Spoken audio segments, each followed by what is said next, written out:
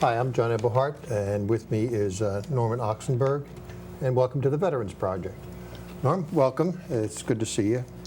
Thank you. We're going to go through your story in the United States Army, and we'll start where all stories start, in the military. Were you, back then there was the draft. Were you inducted or did you enlist? No, I enlisted, and it was in this manner that I enlisted. I worked in a machine shop at the time, and we were manufacturing aircraft parts. One day, a couple of recruiters came in with a mock-up truck this big, and they opened the top, and there was a machine shop in there, a model machine shop. It was beautiful. And he said, "You people are serving your country by making these aircraft parts, but we need you closer to the action. We're getting tanks knocked out in Africa, and the parts can be made and fixed right there from these trucks that you'll have, and you'll be on these trucks, and you'll be able to help us put the tanks right back in action by manufacturing those parts." Well, there were 7 or 8 of us younger guys that were excited about that, and we believed him, and why not? We'll be able to help right on the spot, so that's when I enlisted. So up till then you had a deferment, but you got the sales pitch? We had a deferment, but he told us we could use you closer up if you would come, and we did. So I enlisted. You signed a dotted line. So what happened when you got, after basic training, what happened? Well, after basic training with the machine gun and everything like that, and the rifles, we were sent down to Camp Claiborne, Louisiana, a little town, Texarkana. That's a tri-corner, Texas, Arkansas, and Louisiana. And that's where these machine shop trucks were supposed to be. We never saw one again the next 3 years. But I was in the engineers at that time. Okay, so the hook was to get you, was these trucks, and then it just never occurred. It never occurred. It was probably a good idea that didn't work out. So you became a combat engineer. At that time, I went to a school to learn how to use explosives. Okay. I already knew the machine gun and everything because in basic training we had that, and we learned how to use explosives. Extensive education in that. The country's preparing for the invasion of Normandy. Yes. As a combat engineer, you're going to be an asset to that. Now, were you involved in the invasion? We were loaded onto the ships, onto the boats, on a channel the night before the invasion. We didn't know whether we were going to go in that day or the next day. As it turns out, we went into Normandy Beach the next day, D-Day 2. Okay, now let's take it down. In order to get over there, you went by ship? We went by ship. And the North Atlantic's not a very The nice North ocean. Atlantic, at one point, right before we reached Ireland, it was such a bad storm that on the ship, to make fried potatoes for breakfast for the troops, they had a huge vat with oil, and the water was so rough, the oil sloshed over and a fire started.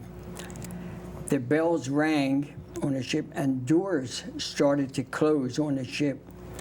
My buddy and I didn't want to be trapped down below. We ran up to the top, and so did many other troops, but doors were closing, locking some off.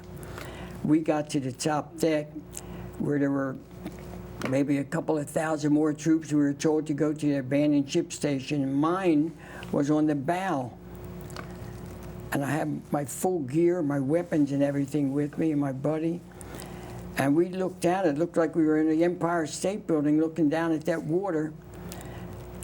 And my buddy said to me, if we have to abandon ship and jump over there, we're going to have 1,000 troops jumping over on top of us. Whereby we had MP emblems at that time, because in the States we did partial MP duty. We put our MP bands on, forced their way back through the crowd and figured we'll let them jump first. So that was an experience. We got through it, of course, okay. Okay. It's where we landed in Ireland or England. I'm not sure where it was. Abandoned ship is a very scary The abandoned ship was really scary because I don't know how high that, I'm not a Navy man. To me, it looked like I was about 40 or 50 stories high with 1,000 people behind me to jump on top of me. They weren't good. They were going to be right behind you, yeah. Right behind me. Now, for D-Day, I think the United States tried something interesting, and that was to distract Hitler's army so they wouldn't know exactly where they were crossing. Now, you were part of that cardboard. Yeah, we were part of that. I was with the 1303rd Engineering Company.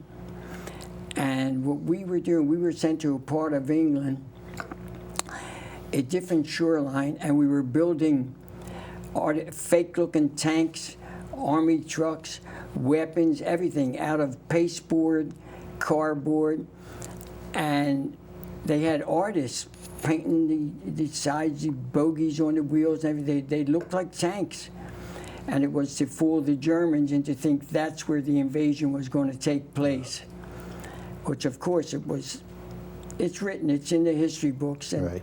It may have worked because the Germans had a huge tank corps parked right across from where we did this artificial stuff in France, and that's where they stayed, which was about 150 miles from where the invasion actually took place. So this was this cardboard assault force. Everything was cardboard. We had it propped up. We were never in the daytime. We worked through the night. It's in the darkness that we did all of this. No lights. You had to shielded little lights. In other words, you had to do it in the dark. And there were easily 300 or 400 of us, all engineers, Right. building these, strapping them together. And it was a fake cardboard tank corps there. Which was realistic enough for the Germans to divert some of their troops. To us, it didn't look realistic. It looked like this isn't going to fool anybody. But apparently it worked Did work. because it held them at bay. Okay, now you were part of the combat engineering group when we got into Europe. Yes. And D-Day occurred. We were on a boat crossing the English Channel the evening before D-Day. And we went across. We didn't know when we were going to have to climb off. The manner of climbing off the main ship that brought us over onto the landing craft was a huge net, a rope net that they threw over the side. We never even practiced how to climb over that. And we had all of our equipment, like 150 pounds of equipment, and we had to climb over, which was fine. We knew how to climb down ropes. But the water was so rough, there were huge battleships, aircraft, whatever, Navy ships, going back and forth, creating huge waves. And every time the big ship that we were on went this way, the rope net would go flat up, Right. would slap up against the side of the ship. You had to make sure it didn't knock your feet off the rung you were standing on, and you held like that. And when the ship went this way, the huge rope net swung away from the ship, and you're hanging out there. You had to hang on for.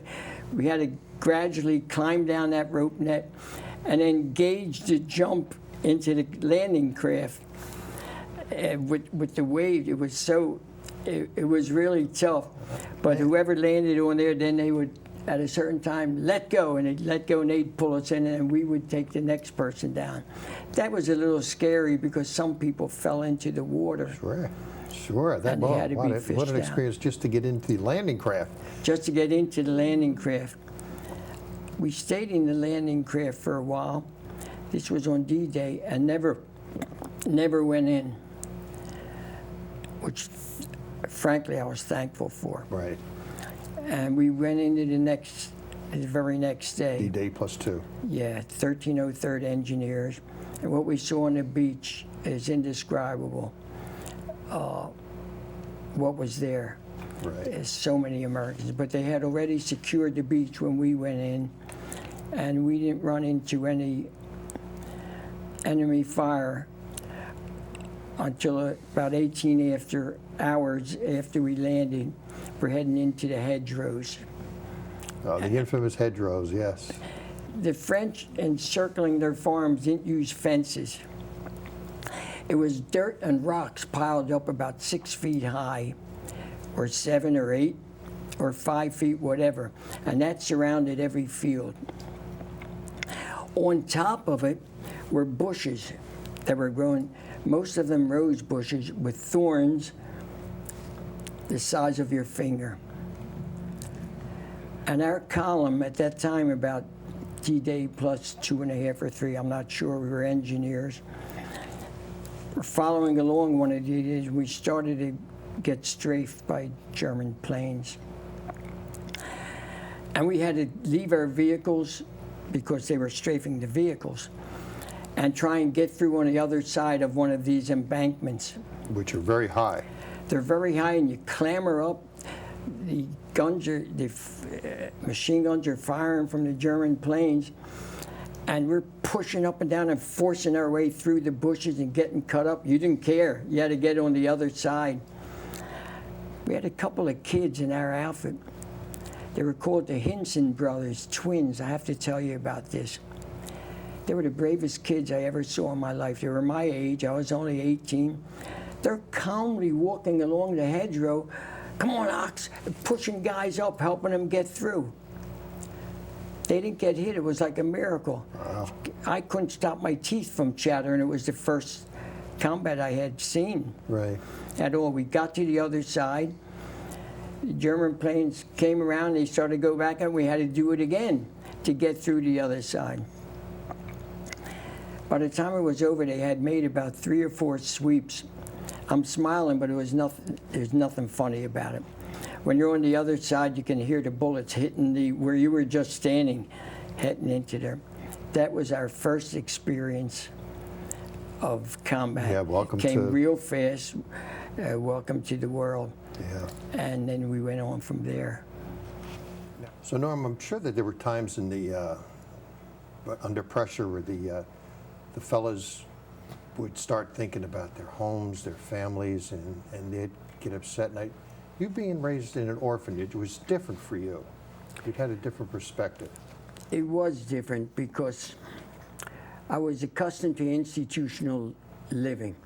From the time I was 2 years old until I got out of the orphanage at 16 or so.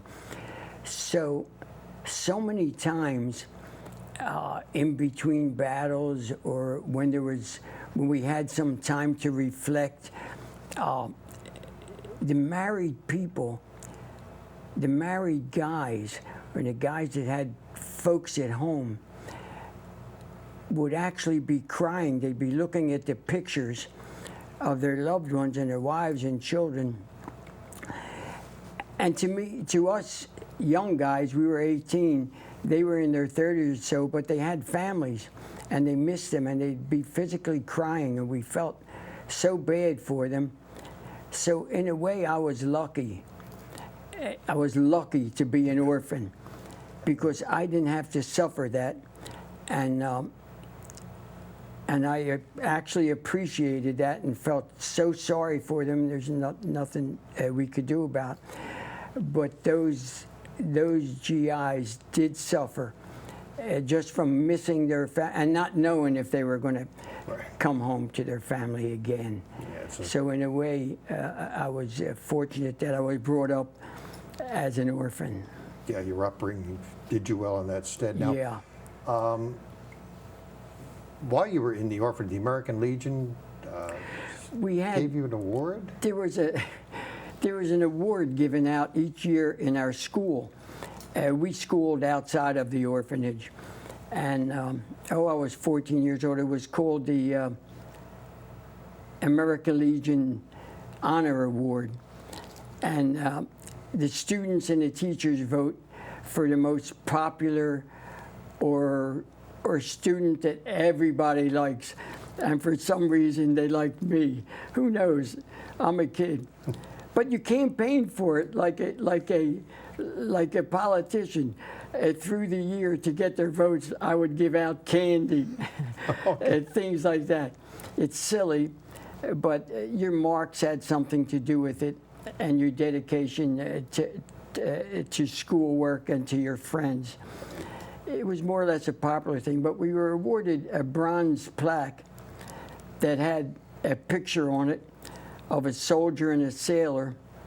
And at that time I was 14, and little did I know that 3.5 years later I would be in that uniform. I would have the helmet and the rifle and be in the GI uniform. So maybe there's a connection somehow up above. I don't know. But I did end up in that uniform real soon. And that was you, and your image was in that medal. Was on that medal, and I didn't know it at that time. And in fact, during those school years, I had a subject of French, and I couldn't pass that subject. There was no way, I just couldn't pass it. To go on to the next grade, I needed to pass every subject. And I recall I went up to the teacher and I begged her. I said, listen, you know, I've been brought up in an orphanage, and we're not from a wealthy family, and I'll never be in France. So I really don't need this education. Could you pass me? And she said, I will, because you're probably right. Well, now that was in 11th grade. Within a year, I was in France, and I didn't know the proper nouns and pronouns of the French and everything, but there was enough where my unit was using me to converse with the French as we're going through the fields with the little things that I did learn. So that's sort of a... That worked in your favor, too, yeah. It worked in my favor. Oh, that is great. Our job was to build bridges where the Germans had blown, so Patton's army could cross those rivers. Oh, that's right. So you worked with Patton as you were, okay. Yeah. My job at that point, I was a little runt. I was a small guy. To build these Bailey bridges, they're huge iron structures, and 2 guys were carrying, or 3 guys with poles in between were carrying these things. I couldn't even lift them, but we had big guys in our outfit that were able to do it, so I was assigned to half-track as a machine gunner. While we're building a bridge, we had to be a mile or so away to people in the half-tracks. I was a machine gunner for any Germans that could be in the area. Patton's headed this way, and we're off to the right of them. And that's what my job was at that point. I wasn't at the bridges. When bridges had to be blown, the reason they had to be blown, Patton's Third Army is this way, and we're adjacent to it, to the right, because there's a French coast and there were Germans left behind there. We had to blow bridges that would let those German outfits reach Patton's army, Right. so that they couldn't get them. We also had to blow, we had what they called primacord. We'd wrap around trees, highways that would lead to Patton's army, which was the Third Army. We were in the Third Army as engineers. We had to wrap the primacord around the trees and blow them down so the trees crisscross. We did that to dozens of highways and small roads, so the German vehicles couldn't come through to intersect. That was our job at that So you're time. blowing up bridges and putting obstructions across highways. Yeah, that was our job. So while we were on the bridges, there was one point where, for lack of a better word, you made a mistake on the bridge? We had a bridge to blow because it had to be blown to protect the Third Army's route. And I set it up, and right at the foot of the bridge I put 2 cases of dynamite, which generally is enough. We didn't have, there was no such thing as remote in those days. So we had to wire it, and we had the guys with the jackhammers make the hole right at the foot of the bridge. when we blow a bridge, we don't want to destroy the bridge because later on it's going to have to be repaired when we need it. So all we did was blew out the abutment so the bridge would drop and traffic would drop 10, 15, 20 feet below the surface of the road and traffic couldn't continue. I put my 2 cases in, which I thought was enough to maybe destroy the front part of the bridge and drop it down. And did my wiring, and you have to wire it back to a place where you're going to sit to turn it off. It's all crude, like I said, no remote. You just turn the handle and it goes. And I went into a little barn that had a back door. And my helper, and the back door must be kept closed, because when the explosion comes, it sucks all the air out, right out of the barn. If the back door is open, it's going to suck the air out. One of my helpers, right before I turned the charge, opened the back door. And I'm right in the center of the barn like that. And I turned it off. What we didn't know was the Germans had also left 2 cases of explosives at the same spot. We didn't spot it when we dug the hole there to put it in. They had it a little off. Well, that bridge went up.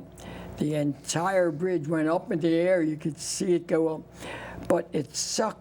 It was so powerful, and where I'm sitting in front of the front door of the barn and the back door, and I dropped to the ground. I couldn't catch my breath. It sucked the air right out of that aisleway. It was like horses. The other guys were protected somehow because there were stalls. It was a horses' stalls. They were behind that, and somehow they didn't get affected. And I struggled on the ground, and I couldn't catch my breath. Finally, somebody jumped down and started to pump air into me and do whatever, and they brought it back. It brought me back. That was an error that it's sort of funny when you think about it, but just from leaving the barn door open. And double the explosives, sure. Double the explosives. I had to tell you about that one. It's something that I'll never forget. There's certain things I don't remember, timelines and things like that, but there's certain things I'll never forget.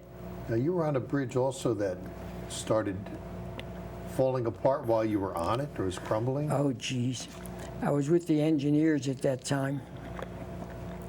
And we were right in the middle of the bridge, and we were walking across, and the Germans had left explosives underneath it that we weren't aware of. We didn't check it properly. Normally we climb under each bridge before we cross it, before the tank column comes, and we check it out. We didn't. We're in a hurry. And we're walking across, and all of a sudden, whoosh, and the whole bridge shook, and the upper part dropped down. And there was one infantryman that was with us. His arm, when it dropped down and it started to drop, he held on to the side, and the upper structure came right down on his arm. And it was, you couldn't even, it was that thin, and he was stuck, and the bridge was crumbling. It was shaking, and we knew it was going to go down. And one of the officers said, "Ox, go get your hacksaw."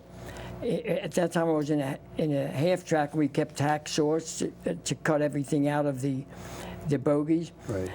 When I came up there, I knew what he wanted me to do. He wanted me to cut the guy's arm off, not the rod. He was stuck, and the bridge was going down. It was all mayhem. And I brought back a medic with me, and he did it. He put a tourniquet around the guy's arm. The guy was so brave. He was still with it. Wow. And he put a tourniquet around, and he cut it off. I could never do that in a million years. I have so much respect for these medics who put themselves in harm's way all the time. I mean, he's running out on the bridge. It's still falling apart. I'm making it sound so clinical. It wasn't that clinical. The bridge is falling. It's shaking. And between us all, we carried him off. We ran off the bridge, and the bridge did collapse and fall into the river, and we saved the guy's life. Wow. It was nice. So that's one of the things that you don't forget. It's wintertime, and sometimes the roads are icy, and the equipment is not that stable on ice. The same winter time, right. we had a little column.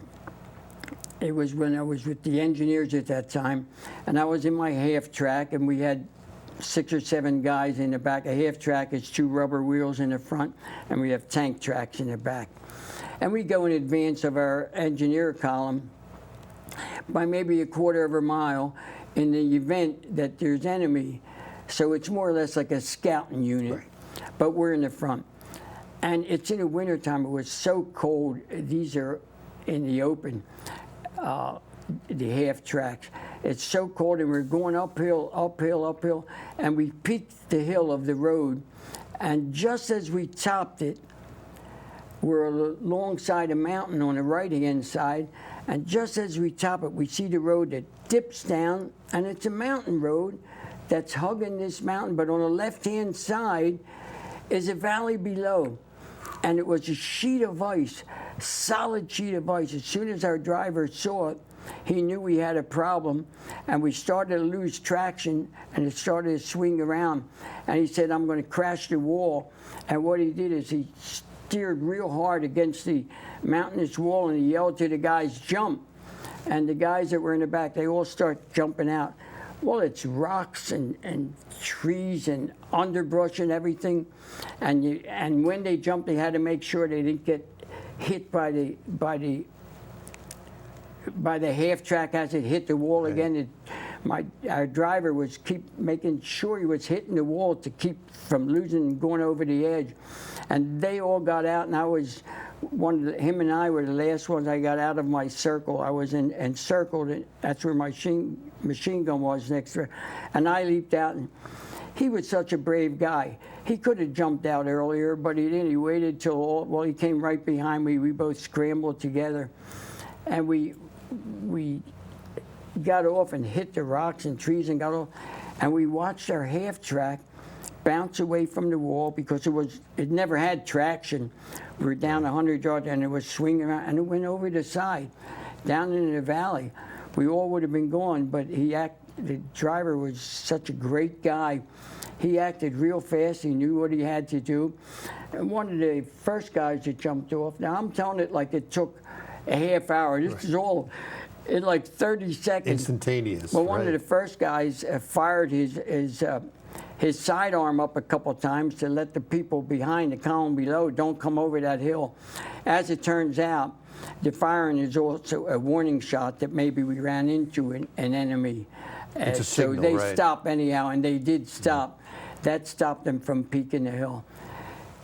These are wartime casualties and things that happen, and some of us end up in a hospital unit, not a hospital, a field unit. You're always in a field unit because you're getting beat up all the time. You're in those situations. We ran into enemy fire numerous times, but but small encounters. But a small encounter to us is a major war. We're getting shot at. Those are real bullets, no matter what So, size the encounter, right? When you read about in the paper, they met it was a small encounter here. To the GI that's getting shot at, there's no small encounter. Right. You're getting shot at, and you're watching your buddies getting hit and dying too. But that's what we did, and that was our job, to follow to the right. Patton, in his book, referred to the 1303rd Engineer Regiment as his right flank. And in effect, we were.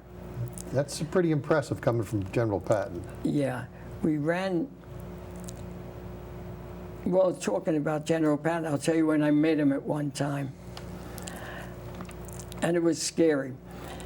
When you're at the front in combat, no one wears insignia or officers' bars or general stars. No Jeep or command car has, like Patton used to ride in a dirty old, you never saw it in any of the publications about Patton. He always had the stars all over. Right. Not true. He was in a dirty old command car all the time, and there's no saluting because you can get an officer killed. The Germans, while they were in France and in Germany, had so many soldiers in civilian clothes that would only snipe or kill or go for officers. Right. One time we were working on a bridge. We were left behind to protect the bridge. Sometimes as you pass over a bridge, they would leave some of us behind in case the enemy came nearby to protect that bridge. And one time there was a group of us protecting it, and I saw Patton's weapons car come by. He was coming over the hoop, and he was instantly recognizable. And by mistake, I threw a salute at him. This is not fiction. This is the truth of what happened. He leaped out of his command car and ran over to me and said, "You trying to get me effing killed?" And I said, "Oh, I'm sorry, I forgot it came automatically." Well, sure, he's a four-star general, yeah. He hugged me and he said, "I'm doing this to impress these other guys around, not to salute." He whispered that to me. They didn't hear that. Now, to me, that was so great. Yeah. He apologized. Exactly, He right. actually apologized. We saw Patton maybe a couple of other times.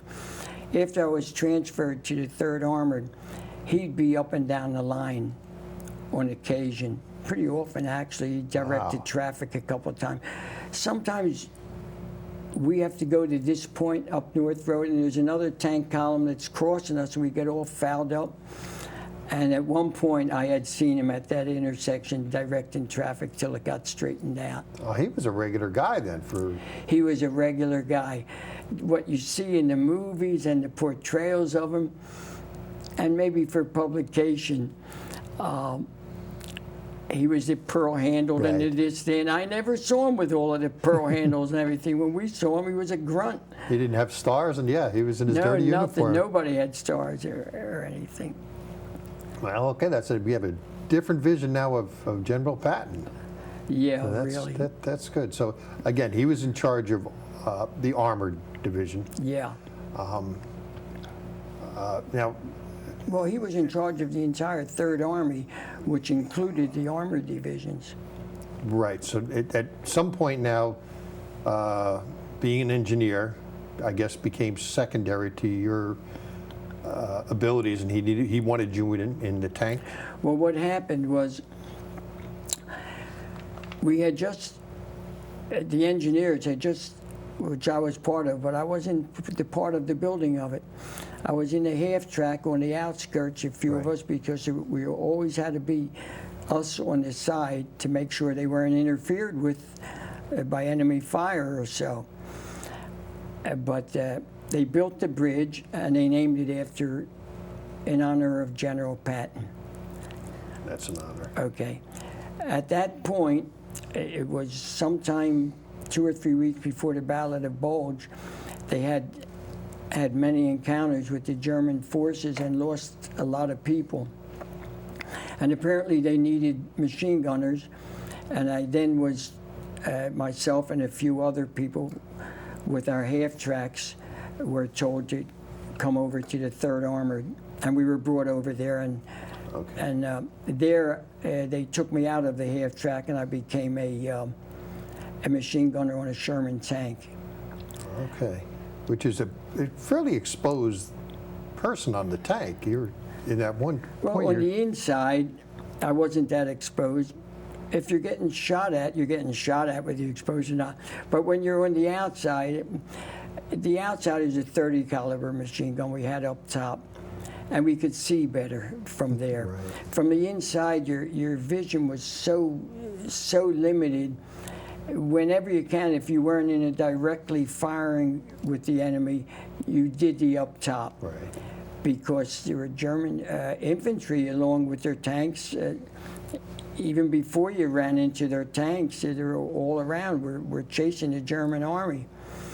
And from the top is where we did our work. My job was, it sounds crude, was what to shoot at and kill anything that looked like it could harm any of our people.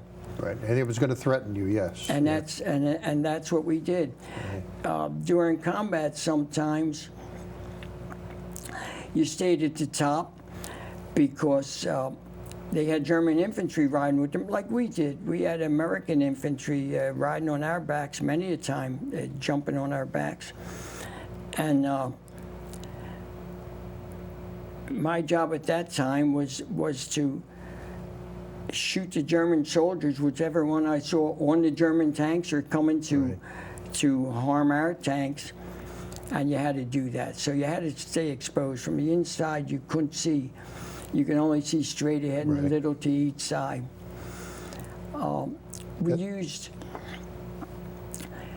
We used tracer bullets from the tanks. When I was in the half tracks with the engineers, we took the tracer bullets out because if we had to fire at someone, we were giving our position away with the tracer bullets. The Army manuals say don't do that. We did it because we learned, this is while we were still with the engineers, we learned whenever we used tracer bullets to fire at what we thought was an enemy, whatever came firing back at us was hitting us right at the spot. They were zeroing in on you, yeah. The only way they knew it was from the tracer bullet, so we didn't use it in the open half tracks. With the tanks, it didn't matter. I mean, they could see this big lumbering thing, so it didn't matter. Yeah. The tracer bullets were good. Sometimes my job at the top with the tracer bullets was the captain, who was right below me on the outside, would yell, "Yo, Ox!" He told me to shoot at a certain spot so his guy could zero his 75 millimeter on that, and I'd run a line of machine gun bullets at a certain spot that he pointed, and our guy on the 75 would then. Smart. That's your job too. You had to just be yelling at each other. And by the way, in the tank, the very first time when you're buttoned up, when you're locked in, the very first time your 75 is fired, you're deaf. Because it's like being in an iron rain barrel and somebody with an iron sledgehammer hitting the side of it every time it's fired. Wow. So That's then you right, have to read lips, and it's pretty hard to be yelling to each other. You don't hear it. Exactly. And nowadays they have great electronic equipment and everything, and like we're sitting with right now, we didn't have Ear it then. protection, sure. Yeah. Okay, we're gonna take a break, and we'll be right back, folks. They come back to parades, high school bands, and celebrations. We welcome them with open arms as heroes. Their tours of duty are behind them. Their challenges are not. Many will spend longer coming back from the war than they spent in the war, retraining, searching for jobs, recovering from scars, some visible, some not. Find out what you can do to help at welcomebackveterans.org. Ladies and gentlemen, welcome back. Again, we're here with Norm. Norm, we got you from being an engineer into a tank, and you explained that sometimes you're exposed in the tank and sometimes you're in the tank. Now, the tank's your home. What was life like inside that tank? This is sort of difficult to relate, but I'm going to give it to you straight. You become an animal. When you're in combat, the enemy's in front of you and you're chasing the enemy, which means they're shooting back at you. If not the tanks themselves, they're infantry. You're being shot at, you're locked in that tank. In the heat, which is July, August, and you have your engines heating up the tank. We had no air conditioning in those days. They were Sherman tanks, which were more or less, this may be an insult to people that built the tanks, they're like farm implements. And it becomes very excruciating hot. Now you're chasing the enemy, you're running after them, there's people firing at you all around for hours, all day long. You have to go to the bathroom. If you have to make, you have to either hold it in, here's where we call ourselves animals, or making your pants. It sounds crude, but that's what we're doing. That's real life. If they had to urinate, that's it. Now, if you had a break because you're not constantly shooting at each other, you're backing off or they're backing off, or you have a thing where you have to go a quarter of a mile this way or so and you're not in direct combat. If you have that little bit of time, you jump to the bottom where we store the ammo and stuff, and there's a trap door, an escape hatch. Right. If you can stop and open the escape hatch, you can do your bow movement ever through there. But if you're moving, you can never open that escape hatch because there are landmines all the time. Right. If a landmine goes off, even if it's a personnel landmine, which is a small one, it'll kill everybody in the tank because you have it open. Sure. So most of the times you didn't open the escape hatch to go out, you did it in the bottom of the tank. You can't get out, and you don't expect to get out. There's no rest period. Right. There's no timeout. Right. So that occurs. There's 5 of us, sometimes only 4, and we're all doing that. The smell, I have to tell you, is awful, and that's what you have. Right. And you become an animal. And you become an animal in many other ways too. If one of your people, and it happened to us, is killed, a shell hits you, and it ricochets through the tank, and like me, I'm here, so I was lucky it didn't hit me, it didn't hit 3, but it hit one of the guys, and his bodily fluids and parts are all over everybody's face and everything, and everyone, all you can do is wipe it off. And not only his bodily fluids, his urine and bowel movements, so you're all over. And all you can do is wipe it off. You can't wash until it gets dark, and you have to find a place to pull out, and then you could do it. You can clean up a little. And we weren't allowed to take, if somebody is injured or wounded or dead, which in this part I experienced, you can't, even if you have a break in the action, you can't take them and put them outside on a side. We had orders, unless it's called a graves detail, is on the way or nearby. If you weren't notified that there's a graves detail nearby, he had to stay in the tank, even if it's for 2 or 3 days. And it starts to rot and everything. Decomposing. From the squalor that we have in the tanks, total squalor. Well, they can't. The powers that be can't allow you to continue that because diseases and everything was. Sometimes the inside of the tank is lined with little white parasites. Right.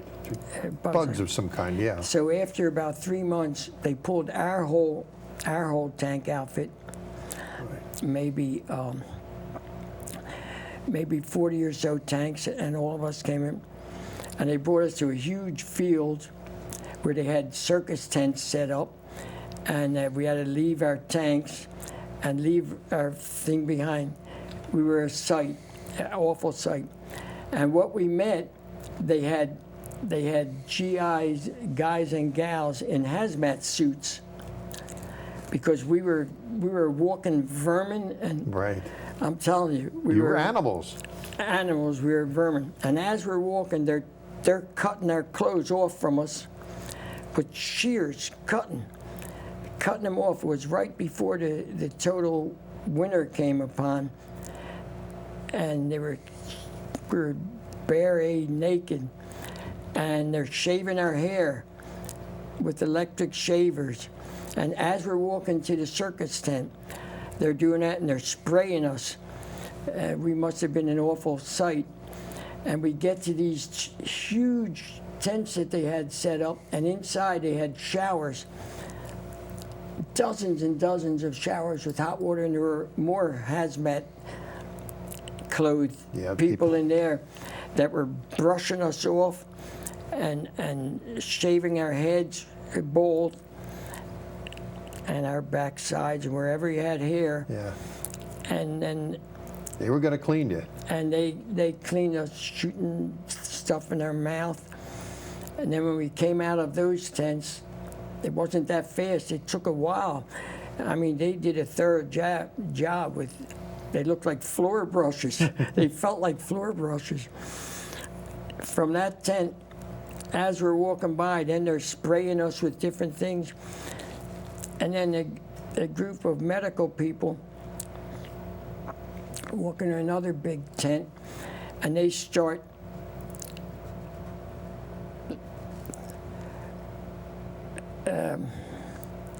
wherever you had what looked like sores. We all had sores all over us. Cutting them out or scalping them out and putting medication, putting a little bandage on, not a bandage, a Band-Aid or so, Right. putting on, digging out from all over your body, in between your toes. That took a few hours. We were walking disease carriers. Yeah, exactly, sure. And I felt like I weighed 28 pounds coming out there. I missed my clothes, I missed my weapons and everything, and we were allowed to sleep in a bed.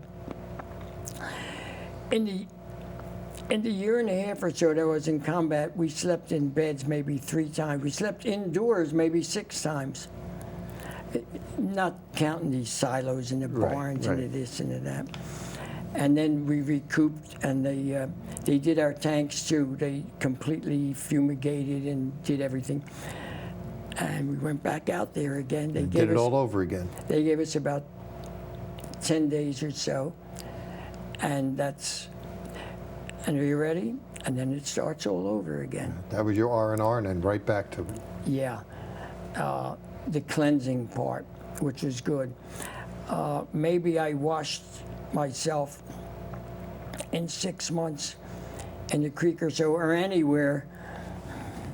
My whole body, maybe 3 times in 6 months. You couldn't. Yes. If you could splash water in your face, that's good. You couldn't. You never knew when you had to go back out right. again. You didn't know when the firing was going to start again, sure. Right. I had to get that. No, I'm glad you did, so we can get a little more of a view Okay. of what tank life was like. Another thing with the tank corps that's not too many people know about it. You don't see it in print or anything. But we experienced it.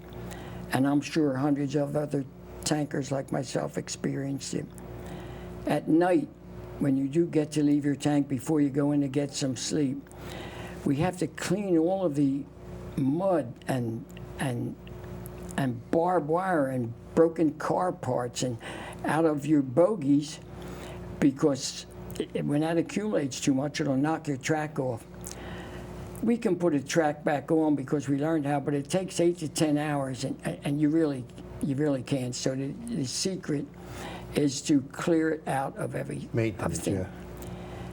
But then sometimes you find something that's horrible in there, because there's infantrymen with us all the time. They're climbing on their back, and German, and in the battle you're backing up and you're making sudden movements and spinning around, and you're involved. It's dusk and dirt flying all around you, and sometimes you're shooting at your own people. They're shooting at us. It's not so simple. It's chaotic. And when you get out at night to clean out the bogies and you're cutting barbed wire, you find body parts.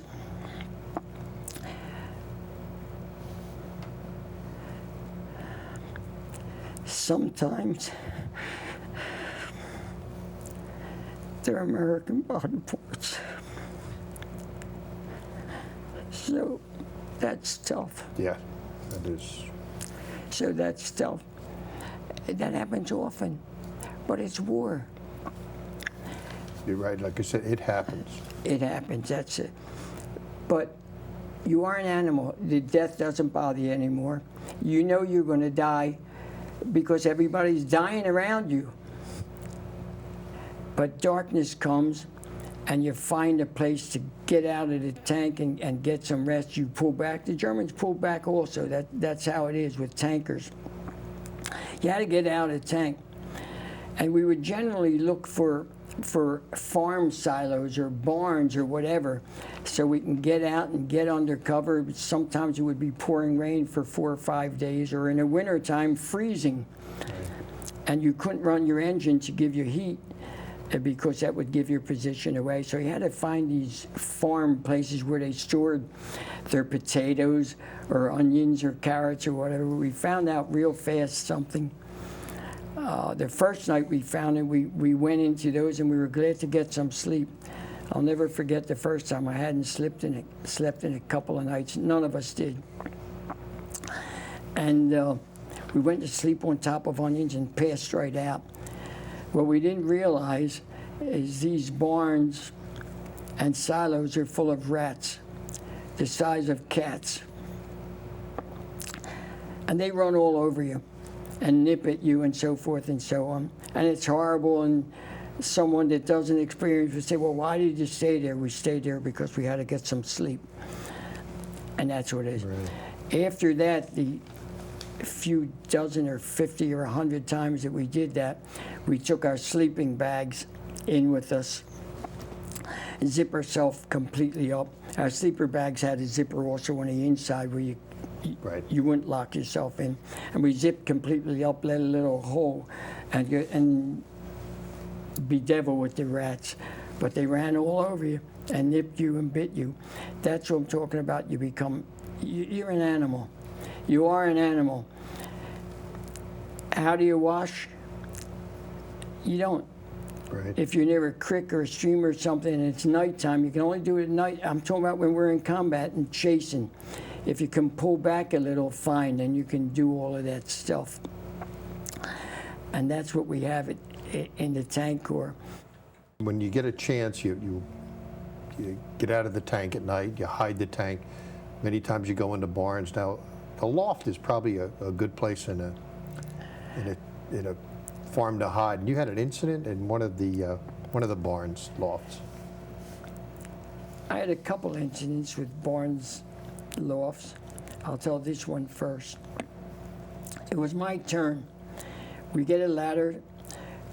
There are many times we had ladders hooked on the side of tanks, and you guys that are looking at the pictures of us, what's a tank carrying a ladder for? Well, it's for that. And it was my turn. Throw it up against because we wanted to sleep in the loft. It's dusk. And I went up, and just like you see in the movies, but it's true, you put your helmet on the edge of, you put your bayonet on your M1 and the helmet on, and you raise it up. If it doesn't get shot at, you can go up. I raised it up, it got shot at. That's how I had to get a new helmet. It shot a hole and I went, drop down. You don't climb down the ladders when that happens. You drop down. Yeah. And then they shoot a couple of hand grenades up there, and they killed the people. Now, the reason it sounds so harsh, and they killed the people, but you had to take that caution. You couldn't throw the grenades up first, because earlier on, we had made that mistake. And I have to admit it. We had made that mistake because there were Germans in the area, and we threw grenades up there first. And there was a French family that we killed. It's war. So I'll get over it. So then we could never do that again. Right. That's Exactly. Another barn incident was we got lost once, and we find ourselves in Switzerland, which was, at that time, it was the only country in Europe that was Neutral. Neutral. It was at night, and we were lost. And we see this huge barn, perfect for us, pulled up alongside, and it was only us, only the one tank. Now you're wondering, why one tank? You had an army with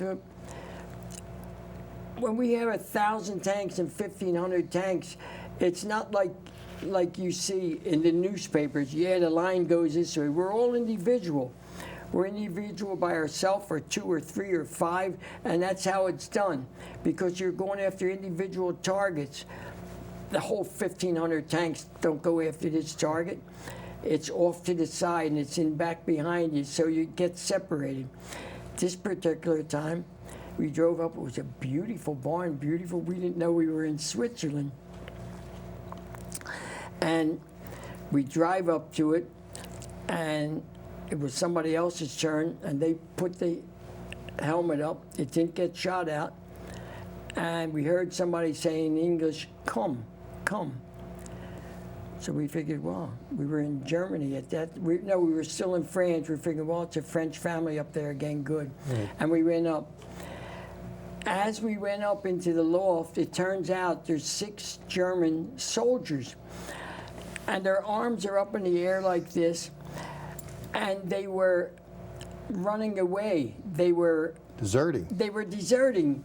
They just wanted to live. They were young kids. It was beautiful. Wow. We slept the night with them there. We exchanged food with them, and they wanted us to take them prisoners. We couldn't. We're lost. What are we going to Right. do with them? But we told them what they should do. They let us know. They showed us the map that we were in Switzerland. We were right over the border by about maybe a mile and a half or 2, which we weren't allowed. But we had gone through the woods. We hadn't crossed any border point. Right. Nothing that marked welcome Yeah, to Switzerland. That's it. This is Switzerland. Right. So it was really neat. We exchanged food with them, and we told them what to do. They had to take their German jackets off, leave their helmets at the barn, and we had some excess GI clothes in our tank, outer clothes for when it rains and when it is. They're all American stuff. Put them on. In the morning, go out, and we looked at the map, and the nearest town was only about a mile away. Walk down the road with your American stuff up, with your hands up in the air, and just walk into town like that, and you'll be all right. We found out later on that it worked, and it was fine. And there was no interest in killing them. They weren't shooting at us. The only people we wanted to, pardon the expression, kill is the people that are trying to kill Kill us. you, yes. Yeah. Sure. Otherwise, you know, they were GIs like we were GIs. So that was something. It wasn't war-related with shooting and everything, but I'll never forget it Right. because it was like an enlightenment. These guys were leaving, They wanted out. and we told them how to do it. They were afraid to leave. They had been there a couple of days, and they were afraid that they would get shot at. Right. And we told them how they wouldn't get shot Gave them at. the right direction, sure. Yeah, and we found out it worked. Socialization between the different camps, between, obviously not with the Germans, but the Russians were our allies then, and you did some socialization with the Russian soldiers? Yeah. On occasion, we would meet. You know, our lines would come together. This occasion was a happy occasion. We happened to close a circle, an embodied circle, and we had some time off. We weren't in combat, and they were big drinkers. Well, we had big drinkers too. We had one guy, his name was Frenchie, and he always had his half-track full of aftershave lotions. That was his drink. It was alcohol. We met this Russian group, they were vodka, and I'll never forget it. I wasn't a drinker. I would have some Calvados or some wine on occasion when I can get it, but I wasn't a drinker. And these young Russian soldiers, they were GIs like we were, and they were happy and jumping in and drinking, and one of them grabbed me around and said, "Oh, yes, yes, take." And he had a bottle of liquid. I saw a cork floating around in it. He said, "Vodka, vodka." And he said, "Take a swig." First I took a little sip, a swig, and he helped me up. I took that deep swig, and I couldn't take a breath for the next 15 Straight minutes. vodka. It was straight vodka, strong vodka, and it was interesting. They were fun at that meeting. So in any group of people, any social encounter, there are always jokesters, wise guys, pranksters. Yeah. You had a few in your outfit. We had 2 of them in particular. To me, they were dangerous jokesters because they would light up. You couldn't light up a cigarette if you're near combat. The moment you lit up a cigarette with a match or whatever you used, so often would be followed by mortar fire from somewhere that we didn't even know they were within sight of us. But the match would draw. So we learned early on, only under cover do you light up a match, or even after you light up to smoke, because that glow will give your position away. every time. So we didn't do that. But these two jokers were always doing it, and they thought they were funny. They were thought, oh, it's a big joke. We worried about that.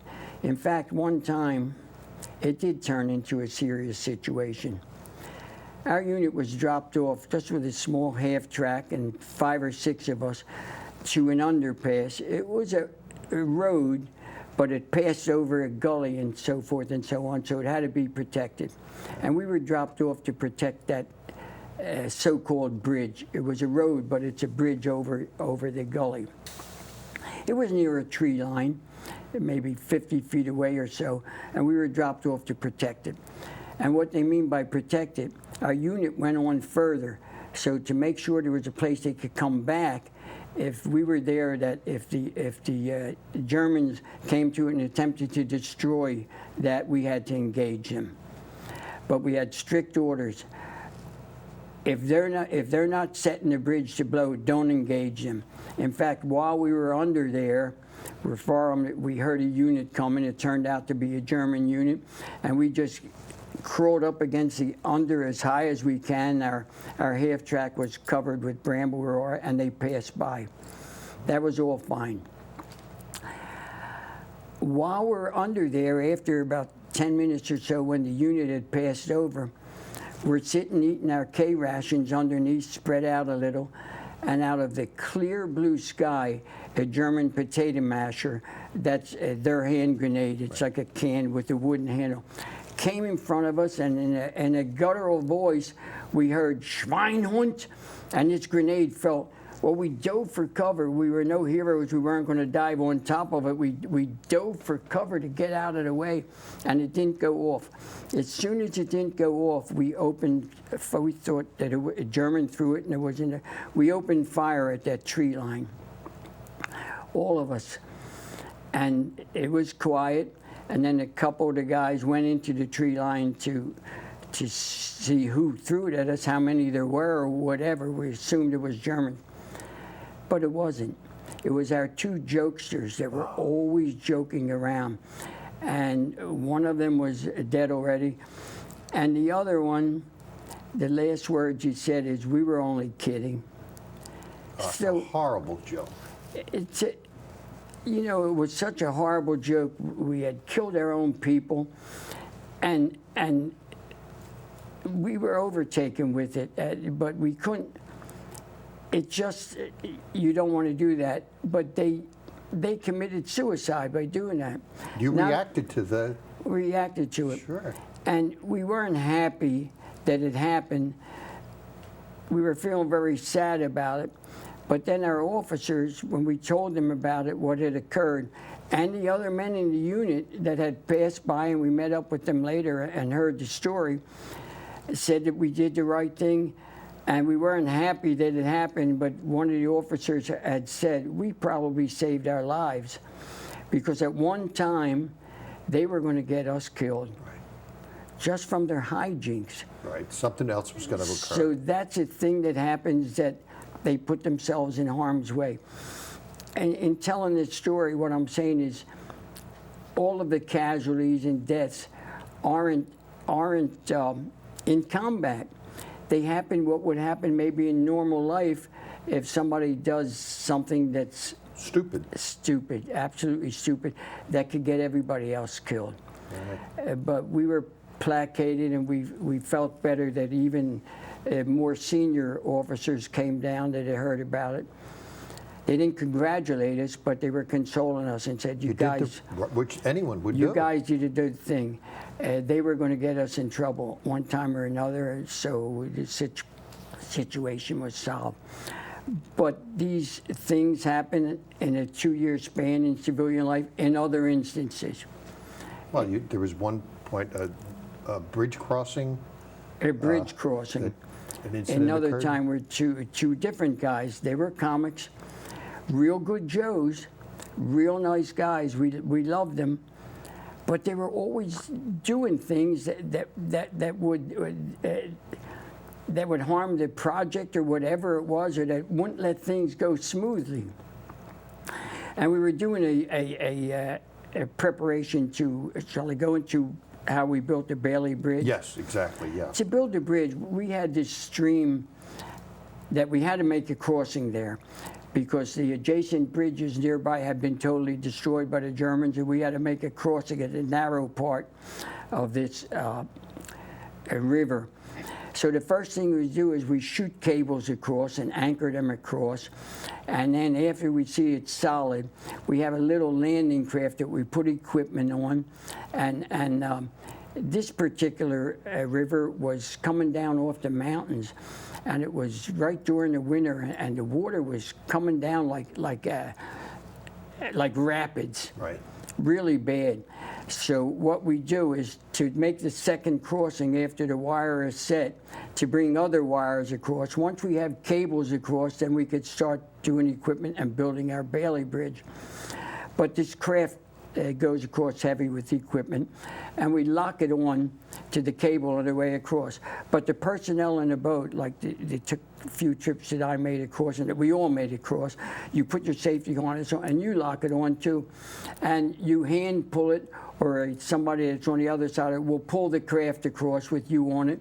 And the safety harnesses are for so you don't get washed away. Right.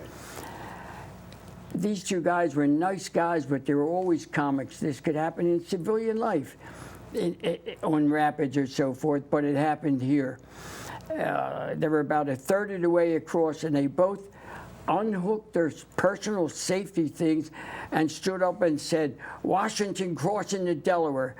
Just as, and they were laughing, and there were a few laughs from the bank, but just as they did, a wash came down and flipped the boat over. And before we knew it, they're both in the water, and we see their hands stick it up, and they're gone. Just that fast. So what I'm saying, these things happen in civilian life too, but in a two and a half year span of being over there, it's going to happen. You don't want it to happen, but this is one of the things that you remember all your life. Interesting story that I think, or you thought you guys were eating cabbage. After almost crying, now I'm going to laugh. We had a habit of, as we're crossing these farmer fields, instead of eating K rations all the time, which was really, today's dog food is way better than Yes. K rations. We'd stop in fields and pick cabbage, carrots, potatoes. When we had a chance, we'd put them on our engines and cook them in our helmets and so forth and so on. Cabbage we loved, because cabbage you didn't have to cook, you can eat raw, and they maintained you. Yes. You could live a couple of days. One loaf of cabbage cut up, it was so great. We loved it. And one time we came across a cabbage field and loaded our tanks, a few of us, and then we passed them around the other tanks, and we ate the cabbage. About 12 hours later, we got such terrible pains. Everybody in our tank, we found out from the other tank, we all had to pull out of the group. It was at least a half a dozen of us tanks, the only ones that were eating the cabbage, and they had to rush us back to a field hospital. We were vomiting. They didn't rush us. The field hospitals aren't there. They have to get you back to Right. it, miles and miles sometimes, and you're, I have to say the word, you're vomiting, and your bowel movements, and Guys it's were nasty awful. sick, yeah. It gets you violently sick, and we were all brought to this field hospital. And what did you eat? We ate cabbage. And they said cabbage wouldn't do this, and they didn't have any scientific way to find out. But one of the officers that helped bring us back brought one back, and they said here. And the first thing they thought was the Germans had poisoned the fields. Right. They knew we were doing this and had poisoned. That's the first thing the medics thought. But then there was a farmer boy that said, "That's not a cabbage, that's tobacco. Before tobacco opens up, it looks like a cabbage." We were all city boys. None of us knew it. So you were eating tobacco. We ate tobacco, and a lot of it. We got violently sick, but we made a change in the procedure from that point on through the entire 3rd Army, 1st Army, 7th Army. With every group, they made sure there was a farmer boy or two in with the group who knew What you got to eat. what yes. they were eating. To us, it looked like a cabbage. It was delicious. So that was a horrible part, but it's sort of funny. Interesting, sure. Now, there was a, and I'll use the word skirmish, at Bastogne, where the Tiger tanks were far superior to the Sherman tank as far as weaponry and armor. Far superior, yeah. And you had an encounter with a group of Tiger tanks? The Tiger tanks were huge, mammoths. They had a 90 millimeter gun and a 105. We had a 75. We would see our shells bouncing off of their tanks. Right. The only way we could do anything with them, many a times we would lead it,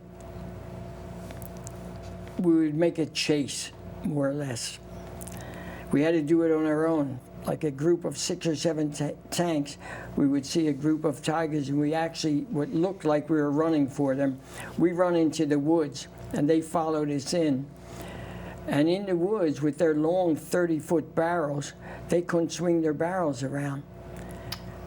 And with our short barrels, we learned this real early on, and it worked. We could circle around and hit them. They had an exposed rear where they kept their fuel, and that's where we were able to fight them. They learned real fast not to go into the woods with us or into small towns where there's narrow streets where they couldn't swing their guns. You had to get behind them. So instead of raw power, you used ingenuity. A little ingenuity, yeah. At one time, ingenuity was used. I'll never forget this. We were along a road like this, and we didn't even know we were near the Germans. We were sort of like scouting, maybe 8 or 10 Shermans, and all of a sudden we spotted down in the valley below, not a deep valley, maybe 100 feet down, a row of giant monster Tiger tanks, and they're facing us like this. So we had to stop, and the only way we could fire them is pull up real fast, fire, and back up before they could hit you. They couldn't, they had to see you to hit you. Right.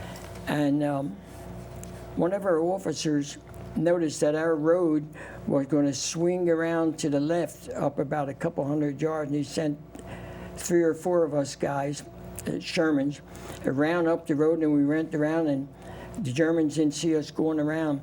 And all of a sudden, we're pulled up, and we're looking down into that valley type, and we're looking at the sides and the backs of the tanks. They didn't know we were there. That was like a turkey shoot. It was more vulnerable, sure. That worked.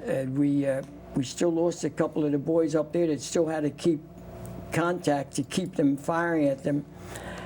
And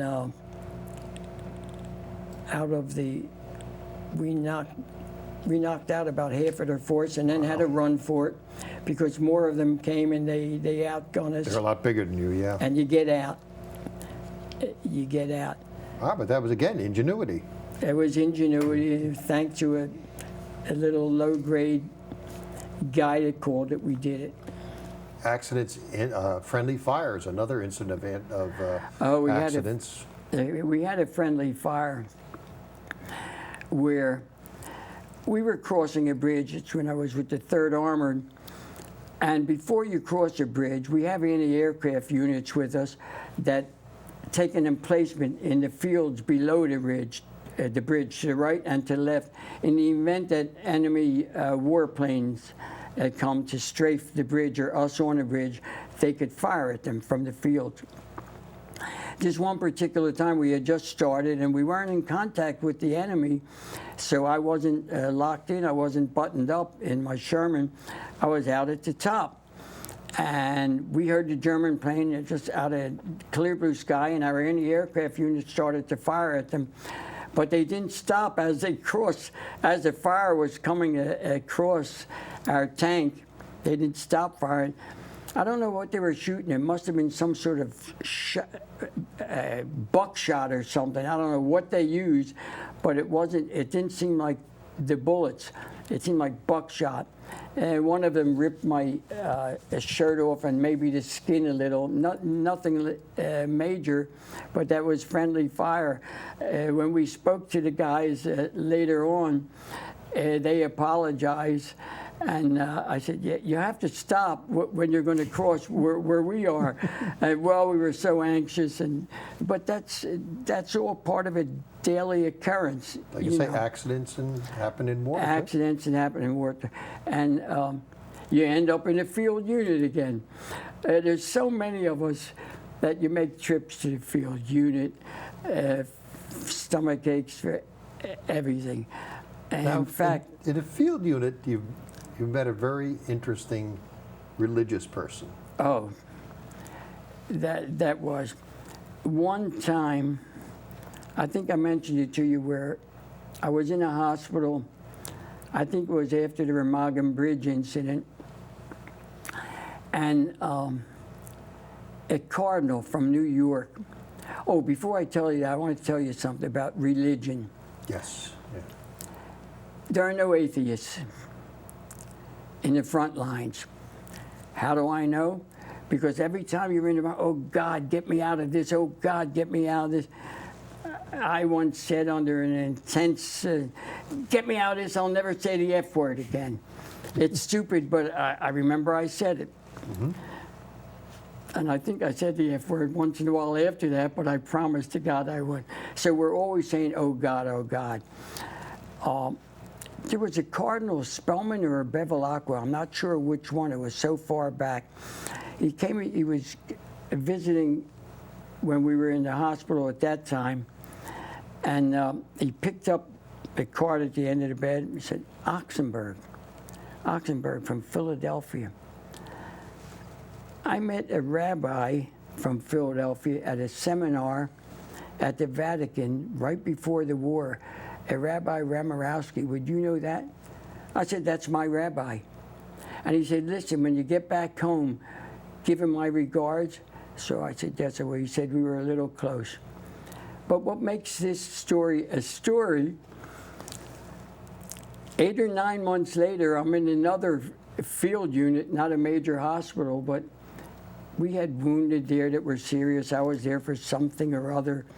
Nothing major, but you're always getting beat up and the same Cardinal comes through. The same way he picked up the card, Oxenberg from Philadelphia. Didn't I give you Holy Communion some time back? I said, yes, you did. I think it was, I'm not sure what city it was near, St. Louis, so forth and so on, but you did. And he said, well, maybe it worked.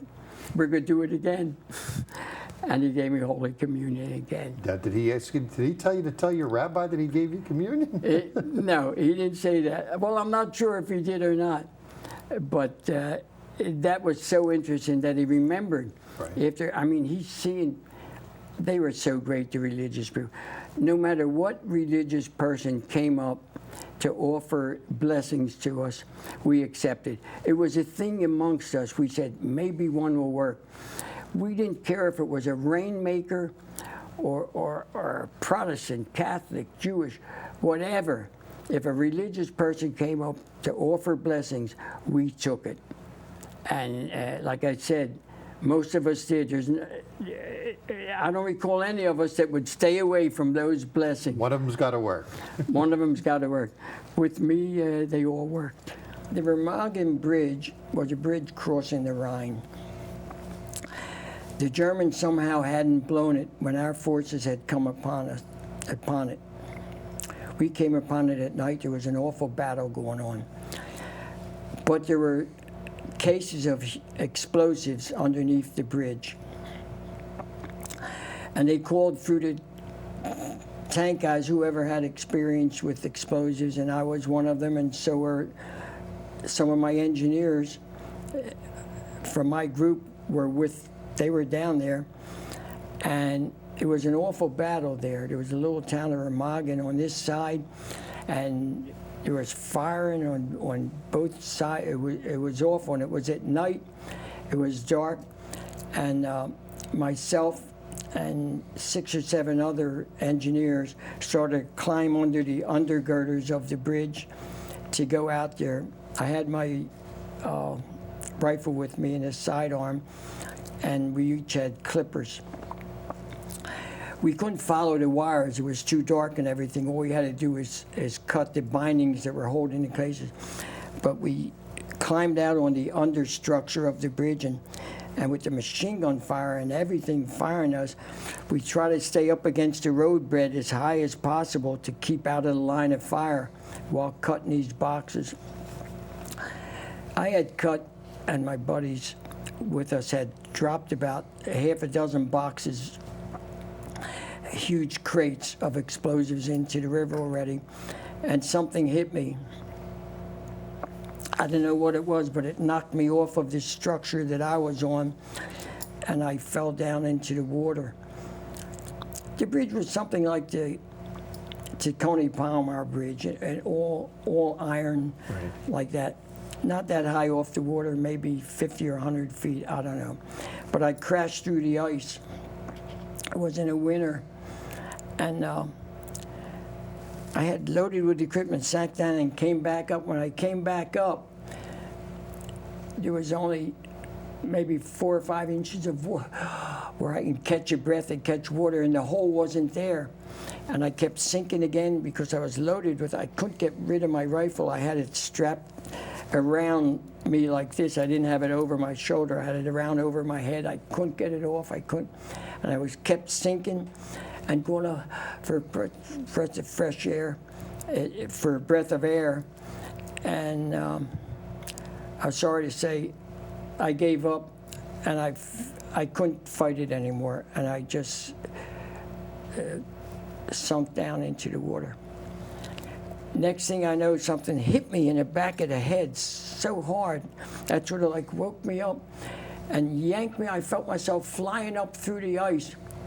And what happened, there were Navy landing craft down there. They were attempting to ferry our infantrymen. They were going to attempt across the water, and he had seen me crash through the ice, and they have some sort of a gun on those things that shoots an anchor or something when they get to the shore to land, and they can pull themselves in. Well, he meant to break a hole in the ice there. He told me later. He visited me in the hospital. But it had caught onto my weapon. With that rifle that I was trying to get rid of, it caught onto that and yanked me through it. Wow. Well, then this begins an experience that to most of the people watching this will say he's making it up, it's fiction. It wasn't fiction in my eyes. The next thing I know is, and pardon me for this, but I'm floating. I had an out-of-body experience. I'm floating in the air, and I'm watching 2 of the guys on shore put me on a litter and running me back to what we called the meat wagon. Right. A Red Cross truck, and put me in the back, and with 4 or 5 other wounded guys were bleeding all over the place, and I'm sitting on top of the truck. It's an out-of-body experience. I feel very peaceful about it all, and I'm watching myself laying there, and then the truck, he can't get out of the area. Where he came in, that intersection was being shelled because the Germans had it zeroed in. And I remember watching him back out, and he tried in another place where there were huge shell holes in the ground. He couldn't go through there. He went into the woods, and I'll never forget this. It's an old farmhouse like that, and went around the right side. It didn't work. Went around the left side. That worked. Found railroad tracks. He followed the railroad tracks a little, and then went to what was a field hospital and a French schoolhouse somewhere. I'm still having an out-of-body. I'm sitting on top of the truck. I'm watching them carry me in on a litter. And what I saw there, I didn't think was horrible. I was having an out-of-body, but there were medics with GIs over all the tables, and I was one of them.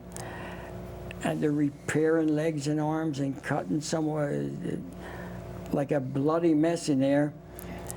And I'm watching all this happen. As I said, it was an out-of-body experience. Yeah. I watched them send one medic down a whole corridor to retrieve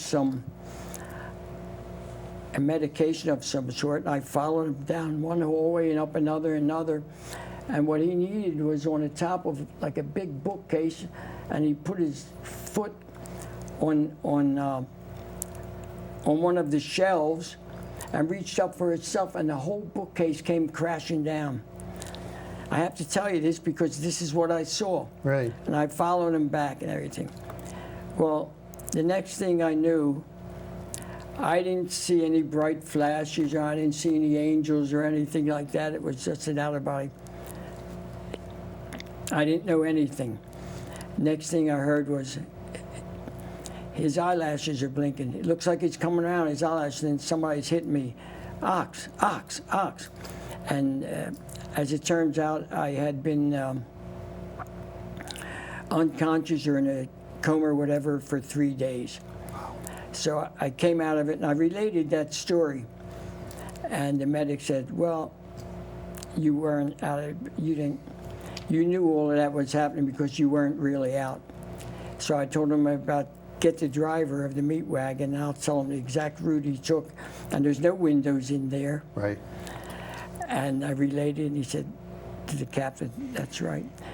And the doctor, the medic, he said, no, well, you were hearing that, that's why you just wouldn't go for it.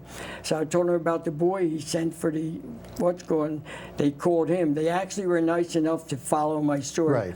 Yeah. And he said, yeah, it turned over, everything broke, and I got what you needed, I There's brought no it way you back. would have known that where you were. Right. So it was that was my out-of-body experience. Now you had another experience, and this was prior. You mentioned something about a white angel. Now this is another one. Right. All right, now you people that are watching this, you're figuring I'm a great storyteller. I make up great stories. I'm not making it up. This Right. is what occurred. And I think I was lucky. I had my own angel. In this case, we were in contact with the enemy. In contact with the enemy, it sounds so... Nice. Yeah, it wasn't nice. It's always the same. It's just shooting about. And when you hear the thing whistling, don't worry about that one. That's going by you. When you hear something that sounds like a hurricane coming here, boom, boom, boom, boom, boom, that's the one you're going to get hit by. That's coming right at you. It's pushing air, and that's why you hear that. Not when you're in the tank, when you're on the outside. Right. That's the one that's going to hit you. But anyhow, what happened there, we broke contact with the enemy, but before it was becoming dusk, we picked a stand of trees where we're going to retreat for the night. There's no farmhouses or anything, but you want to go into a stand of trees where you can get out of your tank. You're not in the open. Every tanker group does this, including the Germans, just to get out of the line of fire and to get in. So it started to get dark, and a group of us, 3 or 4 tanks, a small group, and a detachment of infantrymen on top of us, went across the field and into these woods. Well, before you get into the woods, they dropped me off because I'm a top machine gunner with my .30 caliber as an outpost. They dropped me off, and another tank, another kid, Tony, they dropped him off about 100 yards down on the outsides of this stand of trees. Yep. So to watch for anybody coming in after us.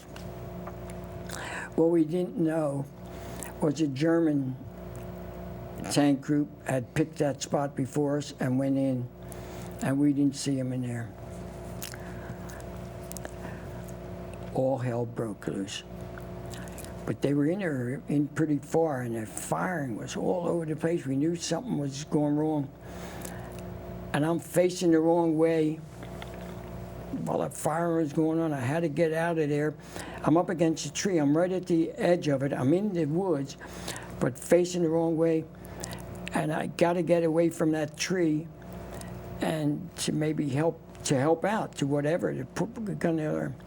And right in front of me is a huge white dog with fangs. It didn't look like a wolf, it looked like a dog, and liquid coming out, Yeah. really vicious.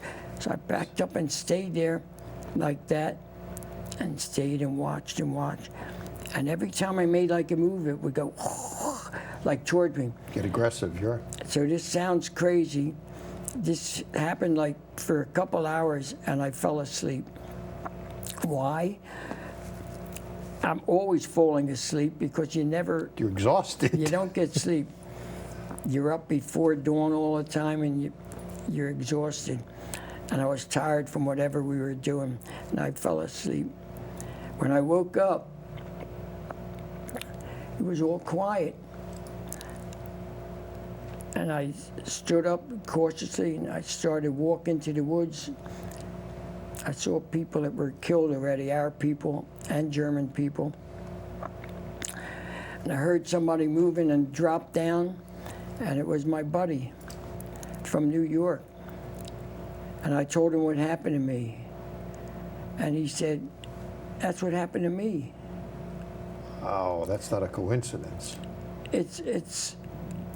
It's weird, and that's what happened. That kept us alive. We couldn't get into the, and what it was, our outfit had left already. They ran for it. The Germans had ran for it. And we were lost. We didn't know where we were at that time, him and I. And all we could do was listen for gunfire and head for gunfire to find our outfit again. And we were lost for a little over a day.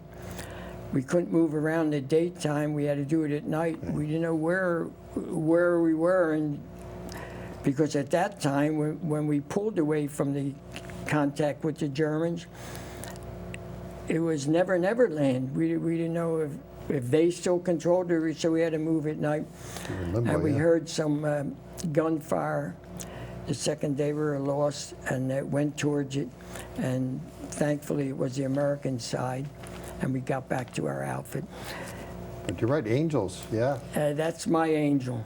Yeah, saved your lives. It saved our lives. You didn't stumble upon it? You actually were driven to it? It was a Nazi death camp? The first place we came across, I think you saw the pictures in the book, we came across a prisoner of war camp. That's what it was. And the Germans had fled at that particular point. And we came across this camp. We weren't even aware of it. And we saw bodies, dead bodies, lined up, whole rows of them, like this. And there was a little town nearby. We went into that little town, and all of the bodies were not Americans or civil. There may have been a lot of civilians and Russian soldiers. Apparently they had captured Russian soldiers and exterminated them. We went into the town nearby where nobody knew anything about it. Right. Well, that's not so, because they worked at the Certainly. camp. It was right next door. And we made every man, woman, and child, well, not the children, every man and woman and teenager, took them out of the village. And the ones that can speak a little English thought we were going to kill them like they had killed them, but we didn't. We made each pair of civilians take a body and carry it to a huge grave that one of our tanks had a plow on the front from the hedgerows. Right. He dug a huge mass grave, and each two civilians had to carry a body and place it gently in side by side, and prayers were said over it. And then we had the civilians, we didn't use our blade, it covered the Right. dirt back up to bury them. Did it more in a ceremonial way, having Yeah, people. and that was the first one. Later on, we liberated a couple of death camps that were horrible. I had taken pictures of them, but the film was never returned. The censoring crew, yeah. Yeah, And they were horrible. They were the gas chamber camps. I don't even know which one. There were so many where you can see the naked bodies piled 10 feet high. I have to take a break. Ladies and gentlemen, we'll be right back in a few moments.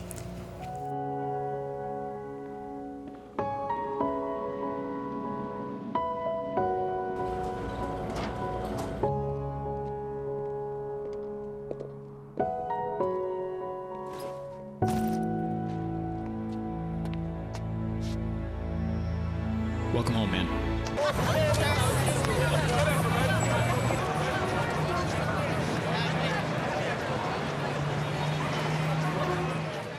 How did you find out that the war in Europe was over? By radio, a day or two before, we had been getting the word that the discussions were very realistic and could happen. But at that time, we were far into Germany, and this was action that was taking place right before the war ended. And we saw black smoke coming up, and we could smell. You could smell burning flesh from an easy 5 miles away. And we smelled it. And our little detachment headed off towards it. We didn't think there were any Germans there because we knew what, I was back with the engineers, by the way, Okay. then. We didn't think there were any Germans there because the Germans had been eastward somewhere like that towards Russia. But we had to get to the camp because what we did, we would do what we could do. We go above a knoll and we see Russian vehicles there through our glasses, and a machine gun nest set up with Russian vehicles. So we all unlimbered. I got away from my machine gun on my half track, and we start headed for them because they're our allies. About 1,500 yards away from us, they opened fire on us. Heavy fire. Fortunately, we had. Now, you're clearly American. We're clearly Americans. We have the stars on and everything. Clearly Americans. There was a couple Sherman tanks with us, and the battle erupted real fast. It only lasted about an hour. Our guys knocked them out. I'm not saying this to be a hero, and I knocked the machine gun nest out. There was one Russian left living. What he had done, a young boy, he had climbed to the bottom of the ditch where his machine gun nest was set up in front of the camp and hid there. You know, he was afraid. And we took him alive, and we see this camp behind us, bodies stacked right there. And it was a Jewish internment camp, and these Jews on the wire, the barbed wire, all hanging on, watching it. Well, after it stopped and we came up, they're watching us. And the interpreter, we always had interpreters with us, asked the boy, "Why did your people fire on us?" And he pointed to one of the dead Russians who was an officer he ordered us to. So our officers reported that to Patton, that what had happened. It turns out that had happened frequently, which is one of the reasons Patton, in one of his famous speeches, which they criticized him for and almost got him fired for, he said, "Let's go after the Russians now." Keep going. Because this had occurred. When they first started a fire on us, the first thing we thought was that they're Germans, because Germans used to do this. They used to capture Russian equipment, park somewhere, or move along adjacent to us somewhere, and we think that they're Russians. Right. And it happened to American units that ran into trouble because they were led into this type of a trap. As soon as the firing had started, that's what we assumed. They're German, and that's why we didn't just defeat them. We Annihilate, shot yeah. everybody. Yeah. And then we had to open the gates, and it was hard from there. Like I said, with my little box camera, I took pictures, but they never released it. Right. They confiscated the pictures for him. Now, that was the last day of the war. We didn't know it was the last day until about an hour after that happened. We're parked along the right side and we're listening to the broadcast that it's about to happen any minute. We get word that it has happened. The war has ended. The war is over. At that point where we parked ourselves under trees and everything, we walked out in the open and we hear a motor. Now, the German Air Force by then was all but wiped out, but they still had some planes.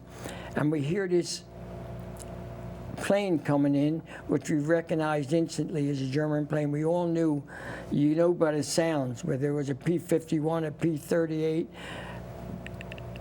a German plane, you knew by the sound. We knew it was a German plane. And he's coming across and he's wagging his wings. With the P-51s, we always had P-51s above our armored column, protecting us and being our eyes. And when they wagged their wings like that, it meant for us to check the ground. They wanted to land, but check the ground to see it's not marshland that they can land. Or we'd run out into the field where we knew we wanted to land and check it and wave them in, and they would land. And we thought this German pilot wanted the same thing. The war was over. He was wagging his wings. He's celebrating, and he wanted to land. It's a surrender, sure. Yeah. So we checked the ground, and he went off, and he came back, and we're waving to him, it's good, where he opened fire. And the war was over, he opened fire, and we're all out in the open. And he killed a few boys till the last day of the war. Got out of the plane, raised his hand up like he wanted to surrender. Well, of course. That wasn't going to happen. He was annihilated at that time. But we had to put it in the records, and we were lucky to get out, and the war was over for us. And that was the last day of the war. And we had opened the final camp, which I think you have the name of. I found out the name. We visited Israel recently with my wife. Yeah, terrorism, I think, was in the Yeah, and they had an outlay of the entire land of where all the camps were. And I had told the guard that, I don't know the name of it, but it was on the Austrian, Czechoslovakian, German border. And he took us around and he said, that's the camp right there. And it was the terrorism. But I don't like to see those museum things, and because I've seen it. Sure, yes, you lived it. So why do I need to see it? And that's my story, and I'm sticking to it. Supposedly, the war is over. Apparently, Japan is still involved in this, and you're not done. They took all of our equipment away from us, half tracks, everything, all but our weapons. And our duffel bags, I don't know why we carried duffel bags around with us. We never changed. And put us on boxcars filled with hay to take us down to the French coast where we were going to cross You're going nothing but first class. Nothing but first class, boxcars.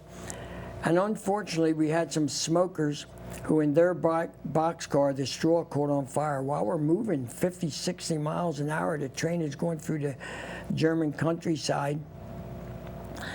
And the engineers don't know that one of the cars is on fire. We were firing our rifles, trying to gain their attention, and they couldn't get it. They didn't hear it. But then there came a big curve where the engine was in view of us, and we all started to fire right at the engine, the size of it down by the wheels. They heard it and came to a screeching stop, and we were able to uncouple and let that burn. And then they continued on the trip, still in the boxcars. It was down at Cherbourg, I think, a French port, where then they were going to take us to Japan. And we didn't like that idea, because we came through a couple of years, which was a miracle, a total miracle. Far, yes. You made it this far. You only had to be lucky. I mean, the horror and everything, you only had to be lucky. And they're taking us to Japan. And shall I tell you what I mentioned before About the Panama Canal? Panama Canal? Absolutely, yeah. We knew we had to go through the Panama Canal. So about 20 or 30 of us said, at the Panama Canal, we're going to jump ship. And a few of us had been through the Panama Canal, and we knew that when it goes through the locks, it rises very slowly, and you can just step off onto land. It's close, sure. So we were set to go. It's not that we're going to become traitors to our country. See, that's ridiculous because of what we went through. Right. It's ridiculous. But it was the fact we were so teed off that we got through all of this. Now, I was only with the armor for like 5 months, but it seemed like 5 years. Sure. Eternity, sure. Going through all this, and they're actually going to take us over, do it over again. But when we got to the Panama Canal, somehow the upper command had gotten word of what we were going to do, and over the loudspeakers they said, as the ship is rising, you'll notice there's a Jeep every 50 yards or so with an uncapped machine gun. Anybody that steps off the ship will be shot. And as the ship was rising, we saw them, and the guys were at the machine guns. They're GIs, but they had their orders. Yeah, And we'll stay. and we didn't do it. Right. We continued the trip. And so you actually practiced for the invasion. We landed in Manila, and we did some work in Luzon. It's northern Manila, and they needed some of us up there where we went, and we were involved in some fighting up there. It was all cave work, and it was all, but not too much. We were, after all, engineers. There weren't too many bridges, but we had to be there to do certain things. We had to build a landing strip for American planes up in Luzon. How do you build a landing strip? They have metal slabs about 4 feet by 8 feet, almost like the Bailey Bridge ones, but these are thinner. And you lay them side by side, and all night long you're hammering grommets, linking them together, and you make landing craft for American fighter planes up in Luzon. We did that for a couple nights, and then we went back to Manila Bay to rehearse the landing that we were going to do in Tokyo Bay. But thank God, Harry Truman. Thank had God other Harry plans. Truman did the atom bomb thing. We heard that, we were elated. And fortunately, they allowed us the privilege. Most of the GIs over there had to wait for ships to take them home. They allowed our entire outfit, our entire group, to catch flights back. Wow. On warplanes that were being brought back to United States. Right. They're not the type of plane that you're getting today with no your flight frequent attendant wasn't flyer giving you a drink. miles. No. They're bomber planes. We had soap boxes and ammunition boxes along the side, no seatbelts, and you sat up. But it was the best ride we ever took. It was island hopping. Went from island to island to island. Instead of fasten seatbelt, it's hang on. You hang on for dear life, and we were happy to do that, and that was it. And now you came back to the United States, and you just went back into raising a family and having a full-time job. Back to raising a family, but I have to tell you, when I first got back, you previously had answered me, how were you mentally, or how did you feel? I lived in South Philadelphia at that time, and I couldn't walk down 5th Street and pass a little street without stopping and looking down the street. You get so acclimated At intersections. at, sure. at any type of an intersection all through the war, any type you're going to get shot at. I mean, that was a given. If you didn't get shot at, there was something else going on down there. There was enemy. Any intersection It was not a good place. is not a good place. That's where you got killed. That's where if by mistake, even you don't even pass open doorways, you fire into the open doorway first.